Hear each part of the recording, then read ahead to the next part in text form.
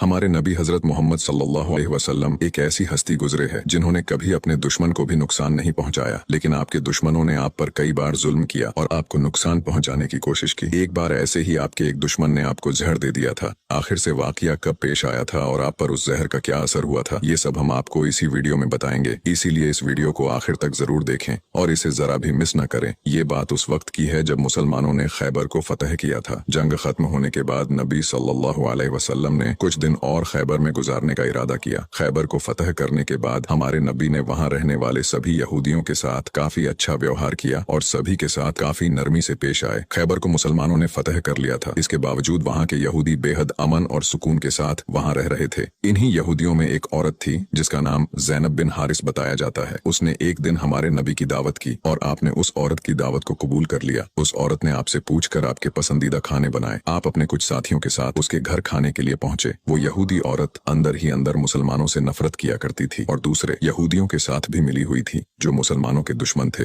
उस औरत ने खाने में पेश होने वाले बकरी के गोश्त में जहर मिला दिया था। जब जहर से भरे उस गोश्त को आपके सामने पेश किया गया और आपने खाने के लिए एक निवाला उठाया और अपने मुंह में रखा तो आप समझ गए कि इसमें जहर मिला हुआ है। आपने तुरंत अपने साथियों को खाना खाने से रोक दिया और कहा कि इसमें जहर मिला हुआ है, लेकिन अफसोस कि आपके कुछ साथी उस वक्त तक कुछ गोश्त खा चुके थे जिसकी वजह से उनकी शहादत हो गई। कहा जाता है कि जहर के बारे में हमारे नबी को उस जहर की बोटी ने ही खबरदार किया था। इस वाक़े के बाद उस औरत के साथ साथ उसके सभी साथियों से पूछताछ की गई तो उन्होंने न सिर्फ अपना गुनाह कबूल किया बल्कि ये भी कहा कि हमने आपके साथ ये इसलिए किया क्योंकि हम ये देखना चाहते थे कि आप अल्लाह के सच्चे नबी हैं या नहीं। अगर आप अल्लाह के सच्चे नबी हैं तो इस जहर का आप पर असर नहीं होगा और अगर आप अल्लाह के नबी नहीं हैं तो हमें आपसे छुटकारा मिलेगा। ये बात तो सब जानते हैं कि हमारे नबी ने कभी किसी से बदला नहीं लिया, जबकि आप पर कई बार बहुत जुल्म किया गया जिसके बारे में कोई सोच भी नहीं सकता। लेकिन जब उस जहर की वजह से आपके सहाबा की शहादत हुई थी तो कानून के मुताबिक उस औरत को भी कत्ल कर दिया गया। लेकिन कुछ रिवायतों में आता है कि उस औरत ने खुदकुशी कर ली थी। वही कुछ रिवायतों में कहा जाता है कि उस औरत को माफ कर दिया गया था। इस बारे में कई मुफस्सरीन अपनी अलग अलग राय रखते हैं। एक हदीस में हजरत आयशा फरमाती है कि जब नबी सल्लल्लाहु अलैहि वसल्लम की जिंदगी के आखिरी दिन चल रहे थे और आप बीमार रहा करते थे, उस समय आप कहा करते थे कि खैबर में जो मैंने जहर से मिले हुए गोश्त का टुकड़ा खाया था उसका दर्द मैं आज भी महसूस कर सकता हूँ। ये बात कई किताबों से साबित है कि उस जहर का असर हमारे नबी के आखिरी दिनों में देखा गया था और इसी जहर के असर ने आपकी वफात में एक अहम किरदार अदा दिया था।